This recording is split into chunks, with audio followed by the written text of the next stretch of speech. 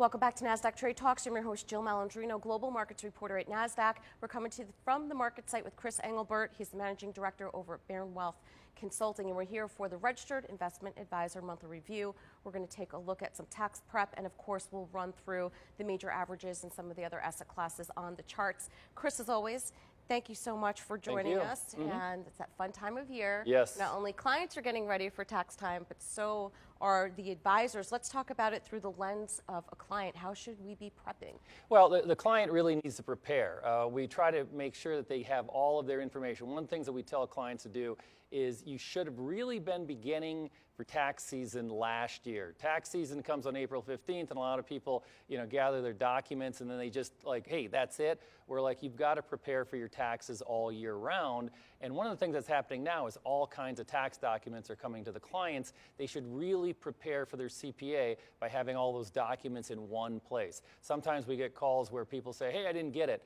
They've gotten it, they're getting it, or they're available online. All right, now, from the lens of an advisor, how do you properly help clients prepare? Yeah, I can't stress enough, obviously we're an investment professional. We stress to our clients all the time that they should be using a CPA, certified public accountant. We really think that unless you have an extremely simple return, that you should really be using a CPA. They can uncover a lot of deductions that you may not even have thought of. If you have some major events going on in your life, you've really got to communicate with your CPA. You got to tell them, hey, I changed jobs, I've got multiple W-2s, hey, we bought a house, we sold a house, etc. You should really be talking to your CPA before some of these big life events come on so that you can really be prepared and the CPA can be prepared at tax time. Yeah, well, it's great. I just send it to my guy, email everything over, scan it, email, and within 4 weeks I get some sort of return, or I'm paying the federal government, hopefully the former. But I can imagine, particularly for advisors and other investment professionals, those frantic calls, the first, second week of April, and you want to be able to accommodate your clients, but they also have to be accountable for keeping track of their records as well. Absolutely, Jill. One of the things that we try to do is we try to make sure we know who all of our clients are using as far as their tax preparer, their CPA, because what we really want to do is, obviously those people are going 110 miles an hour right now, but what I like to do and what they really get excited about, I've had some very interesting meetings after tax season. You call up the client and say, okay, you've gotten your returns back, let's sit down, let's do a phone call with your CPA. I'll never forget, I did one with a high net worth client a couple of years ago, and we talked about the income that this particular client had and what was going to happen, and we talked about some strategies. The CPA was very excited. In fact, after we hung up, he called me back to say that was one of the first times we've ever had an advisor really try to lay out strategy with a client and with the CPA as well. And you know what, that makes so much sense for the advisor as well, because as advisors, you're always looking for different ways to network. This is it on a silver platter where you can grow your network and then it becomes a referral business as well. So this is a great strategy to increase your business and exposure. Yeah, it really is. And what we try to do is we try to identify those CPAs that are best fitted for certain clients. So if a client's got a real simple tax return, we may use a CPA who's got a very small practice that they're doing. But then we've had meetings with some CPAs who do some very sophisticated tax planning.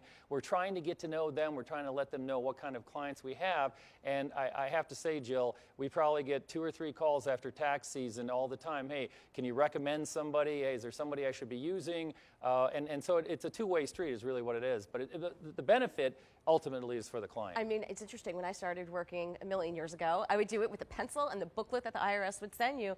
Now it's just beyond complicated, not only as things evolve with your life, but also with tax codes and so forth. So I think it's really key that clients keep their advisors and investment professionals up on everything they have going on. Yeah, I have 3 words: strategy, strategy, strategy. Yeah. And again, so what we're trying to do when we meet with a client, after tax time, we're like, hey, bring in your tax returns. I want to take a look and see what you're doing.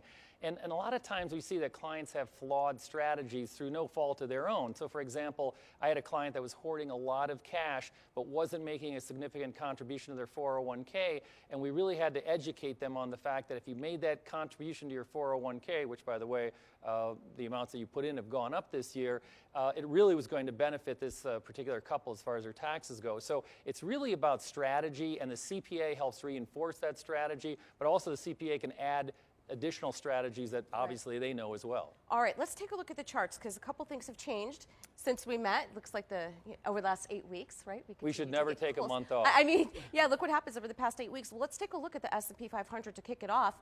It's above the 200 daily moving average, and for technicians, that's a key level. Yeah, it changes the picture. So obviously last year we were playing a lot of defense with our clients. We thought the fourth quarter was going to be bad. By no means did we realize it was going to be that bad. December was the worst month ever.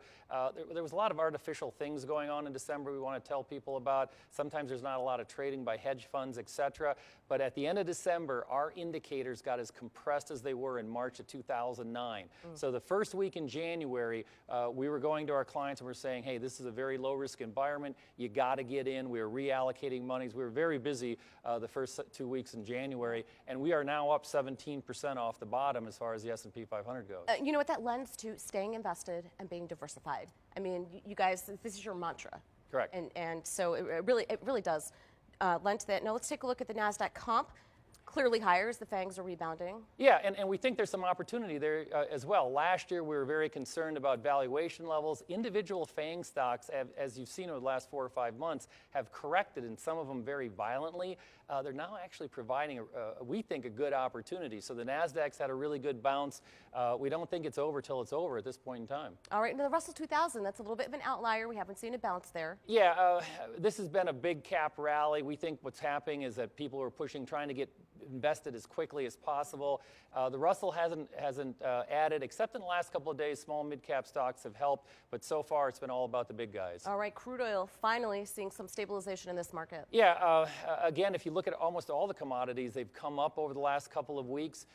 We think crude oil, we're hoping after the big correction that it would do some sideways trading to try to repair itself. It has, and sneakily it's been moving higher over the last couple of weeks. We actually think the surprise is on the upside for crude. All right, now let's wrap it up with the 10-year Treasury. Looks like yields are going to remain a bit depressed there. Yeah, we think that what investors should be looking at is a particular signpost. Everybody in the fourth quarter was worried about the Fed and how much they're going to raise short-term interest rates, and we think the Fed is acutely aware of the inverted yield curve, and oh my gosh, it's going to make a recession, it's going to come. So one of the things that we're telling investors to watch for is we really don't think the Fed's going to become active till the 10-year gets back over 3%.